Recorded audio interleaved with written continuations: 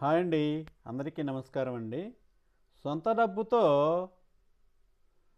పానీపూరి కొంటే ప్లేట్లో ఉన్న నీళ్లను కూడా వదలరు కదా.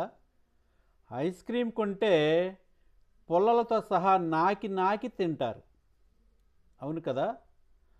మరి కాల్చిన వేరుశెనక్కాయలు కొంటే విత్తనంపై ఉన్న పొట్టుతో సహా తింటారు వదిలిపెట్టకుండా. మరి పెళ్ళిళ్ళకు వేడుకలకు వెళ్ళినప్పుడు ఆహారాన్ని ఎందుకండి వృధా చేస్తారు?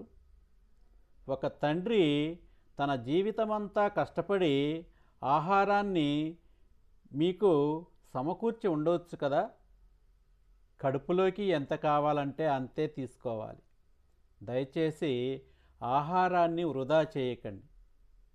కాలే కడుపుని అడుగు, ఆకలి విలువ తెలుస్తుంది. థ్యాంక్ యూ అండి. Thank you very much.